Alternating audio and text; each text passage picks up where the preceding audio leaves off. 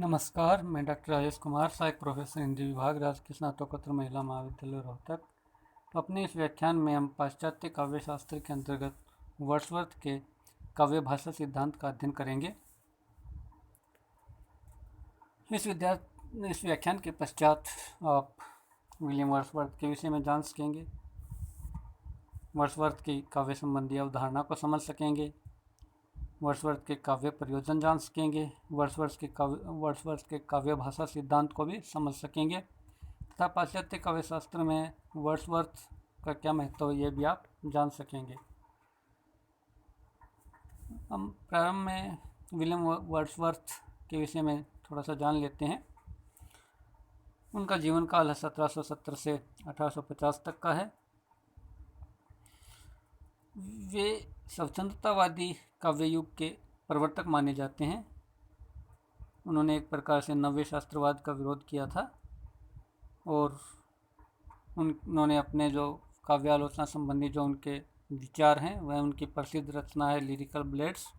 उसके द्वितीय संस्करण की भूमिका में हमें ये विचार प्राप्त होते हैं। उन्होंने जो उस समय की जो काव्य शैली प्रचलित थी उसका एक प्रकार से खंडन किया, उसे अस्वीकार किया और विशेष रूप से काव्य भाषा के विषय में उन्होंने अपने मौलिक विचार प्रकट किए हैं। हम उनके सिद्धांत और उनकी काव्य भाषा काव्य प्रयोजन विषय सिद्धांत वही उन्हीं का उल्लेख उन्हीं की चर्चा हम इस व्याख्यान में करेंगे। तो हम सबसे पहले देख लेते हैं उनकी काव्य संबंधी अवधारणा क्या है। वर्ड्सवर्थ का मानना है कि कविता है वह सशक्त भावोद्गारों का स्वतः प्रसूत उच्छलन है, यानी अपने आप जो भावनाएं हैं वे अपने आप उनका उच्छलन होता है कविता के माध्यम से। और ये कब होता है? ये उस समय होता है मन की शांत अवस्था होती है जब, यानी ये उच्छलन मन की शांत अवस्था में मनोभाव के अनुसमरण से उद्भूत होता है। मनोभाव का स्मरण किया जाता है उस समय ये उद्भूत होता है। यानी उनकी अंग्रेजी में ये उनका ये कथन है, poetry is the spontaneous overflow of powerful feelings, it takes its origin from emotions recollected in tranquillity. तो यहाँ देखिए, हम यहाँ जब देखते हैं तो कवि यानी जो काव्य रचयिता है वह उसमें दो विचार इस वर्ड्सवर्थ की इस धारणा में दो विचार हमें कवि के विषय में हमें प्राप्त होते हैं कि कविता की जब रचना होती है तो बलवती भावनाओं का सहज उच्छलन है तो, और वह भी शांत अवस्था में अनुसमृत मनोभाव में। यानी ये दोनों ही चीज़ें वस्तुतः एक ही हैं, इनमें कोई भेद नहीं है, परंतु दूसरे विधान के आधार पर इन्होंने प्रथम विधान को प्रमाणित करने का प्रयत्न किया है। यानी मन की शांत अवस्था में मनोभाव का अनुस्मरण, उससे ये उद्भूत होते हैं। क्या उद्भूत होते हैं? सशक्त भावोद्गार। ये स्वतः इनका उच्छलन होता है जब मन की शांत अवस्था में मनोभाव का पुनः स्मरण या उनका अनुस्मरण किया जाता है उस समय। तो इस प्रक्रिया में इस प्रकार हम देखते हैं कि इसमें ये दो तीन स्तर बन जाते हैं काव्य प्रक्रिया के। यानी पहले स्तर पर तो सशक्त भावोद्गारों का वो कवि के मन में उनका उच्छलन होना है, फिर उन भावोद्गारों को मन की शांत अवस्था में वे उनका स्मरण किया जाता है, स्मरण होते हैं ना। उससे फिर वे स्मृति पटल पर वे पुनः विद्यमान हो जाते हैं, कवि के स्मृति पटल पर भी आ जाते हैं। और फिर आगे अगले स्तर पर हम कह सकते हैं कि स्मृति पटल पर जो ये विद्यमान जो मनोभाव होते हैं, इन्हीं मनोभावों का एक जन भाषा के रूप में कविता के रूप में अभिव्यक्त हो जाते हैं। कविता के रूप में ये बंध जाते हैं, शब्दों में बंध जाते हैं, जन साधारण की भाषा के शब्दों में। तो इस प्रकार ये काव्य रचना की प्रक्रिया वर्ड्सवर्थ के अनुसार है। अब काव्य सिद्धांत जो उन्होंने दिए हैं उनका आधार क्या है? काव्य सिद्धांतों का आधार मुख्य रूप से जो उनके काव्य सिद्धांत हैं प्रकृति प्रेम पर आधारित हैं। वर्ड्सवर्थ को प्रकृति का कवि कहा जाता है, जैसे छायावादी कवि सुमित्रानंदन पंत को कहा जाता है, उसी प्रकार प्रकृति से अनन्य प्रेम करते थे वर्ड्सवर्थ भी। दूसरा, वे कथा वस्तु के स्थान पर कवि की अनुभूति पर अधिक बल देते हैं, ये भी उनके काव्य चिंतन का आधार है। इसके बाद वे कविता को समस्त ज्ञान का आदि और अंत वे कविता को ही मानते हैं। उन्होंने स्वीकार किया है कि समस्त ज्ञान का जो प्राण है वह और जो उत्कृष्ट आत्मा है वह कविता है। कविता को उन्होंने समस्त ज्ञान का प्राण और एक उत्कृष्ट आत्मा कहा है।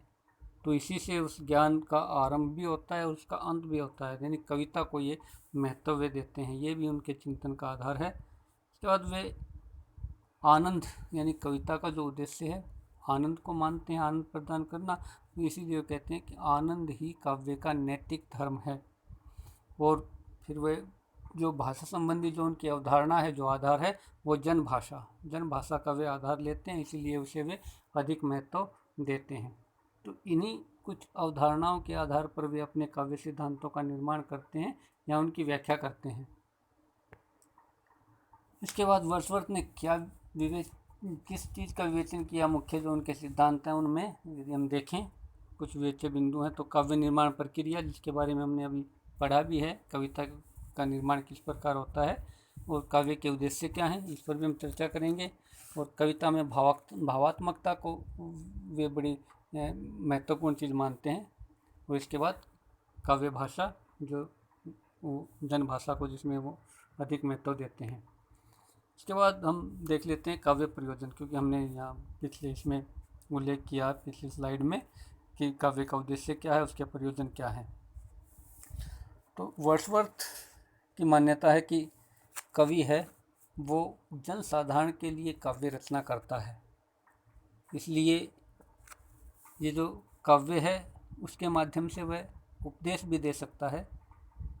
तो उस उपदेश से वो नैतिक उत्थान होना चाहिए पाठक का या श्रोता का, और ये नहीं कि केवल उपदेश साथ में होना चाहिए, लेकिन मुख्य जो उद्देश्य, मुख्य जो प्रयोजन है काव्य का, वह काव्य आनंद होना चाहिए, यानी उस काव्य से आनंद प्राप्त होना चाहिए।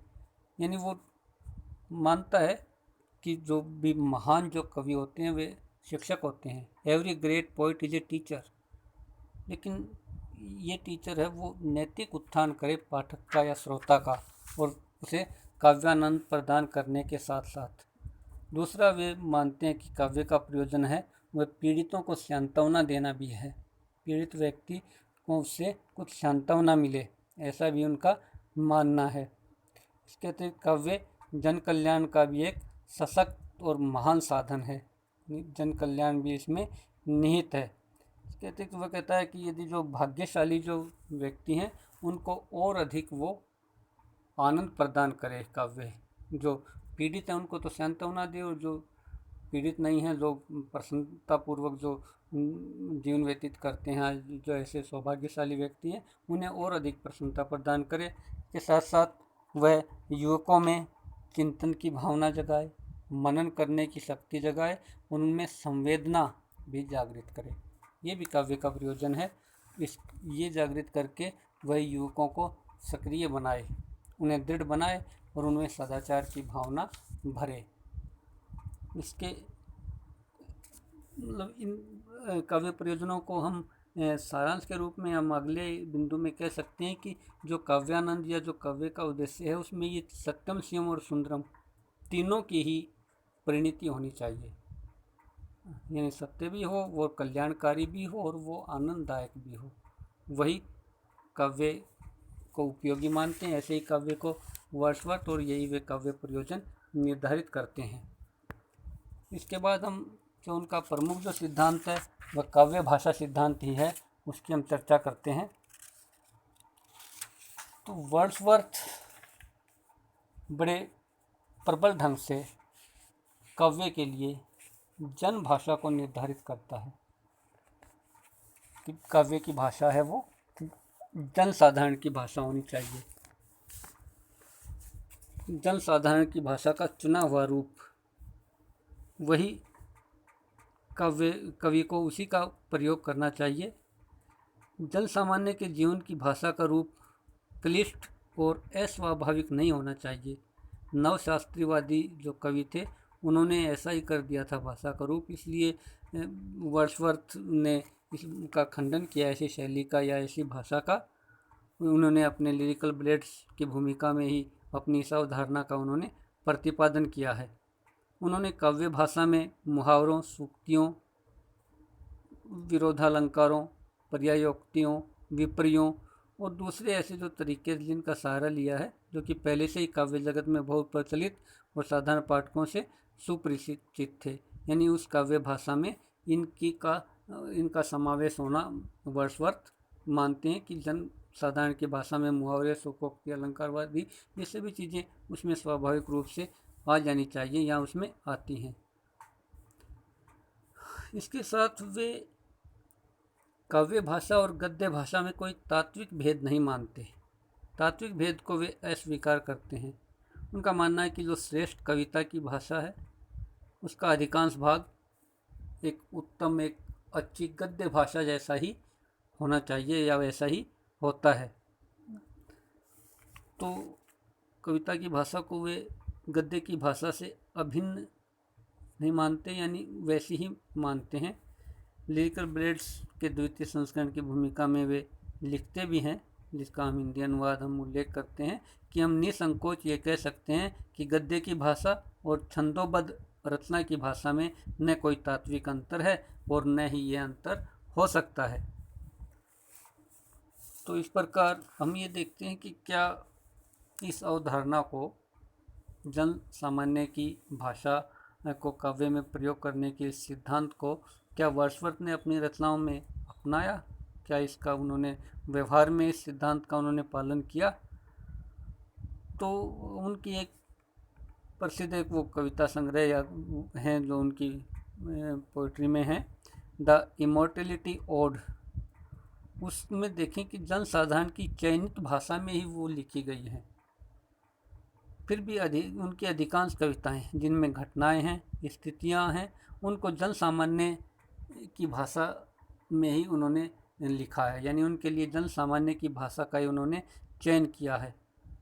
तो हम ये कह सकते हैं कि उन्होंने काव्य संबंधी जो ये उनकी अवधारणा थी, इस अवधारणा को उन्होंने अपने काव्य में भी उतारा है और उनकी अधिकांश कविताएं, उनका काव्य है वो जन भाषा में ही रचित है। अब हम इस अध्ययन के पश्चात देख सकते हैं कि वर्ड्सवर्थ का क्या उपलब्धि रही या उनकी क्या देन है पाश्चात्य काव्य शास्त्र को। तो हम पहले तो देखते हैं कि काव्य निर्माण प्रक्रिया का जो उन्होंने विवेचन किया है, काव्य का विवेचन वो बड़ा महत्वपूर्ण है। यानी 3 स्तर काव्य रचना प्रक्रिया के, जिस प्रकार भावों का उछलन और मन की शांत अवस्था में उनका पुनः स्मरण और फिर उनको जनसाधारण की भाषा के माध्यम से उनको अभिव्यक्त कर देना, ये बड़ी महत्वपूर्ण बात उन्होंने कही है। इसके साथ ही कविता में भावात्मकता का उन्होंने महत्व स्थापित किया है, यानी भाव तत्व को उन्होंने बहुत अधिक महत्व दिया है। और तीसरा जो उनकी महत्वपूर्ण देन है, महत्वपूर्ण उपलब्धि है, वो जन भाषा की प्रतिष्ठा। काव्य में उन्होंने जन साधारण की भाषा की प्रतिष्ठा की है कि उस समय जो भाषा थी वो कृत्रिम हो गई थी, उसमें वागाडंबर से वो युक्त थी और बड़ी अलंकारिक और बड़ी एक प्रकार से दुर्बोध भाषा थी। उसका उन्होंने खंडन किया और जन भाषा के महत्व को उन्होंने प्रतिष्ठापित किया। तो ये उनकी पाश्चात्य काव्य शास्त्र को हम देन कह सकते हैं। तो इस प्रकार ये हमने वर्ड्सवर्थ के काव्य सिद्धांतों को समझाने का प्रयत्न इस व्याख्यान में किया है। इसके लिए हमने कुछ संदर्भ ग्रंथ हैं जिनका प्रयोग किया गया। काव्य शास्त्र नाम का एक वो रचना है, पुस्तक है, लेखक डॉक्टर भगीरथ मिश्र हैं। उसके भारतीय पाश्चात्य काव्य शास्त्र का तुलनात्मक अध्ययन, हरियाणा साहित्य अकादमी से प्रकाशित, लेखक डॉक्टर बच्चन सिंह है। इसके अतिरिक्त महर्षि दयानंद विश्वविद्यालय रोहतक के दूरस्थ शिक्षा निदेशालय द्वारा जो छात्रों के लिए जो नोट्स प्रकाशित होते हैं उसकी भी सहायता इस व्याख्यान के लिए ली गई है। वो संदर्भ ग्रंथ के रूप में हम उनका उल्लेख यहाँ कर सकते हैं। तो धन्यवाद।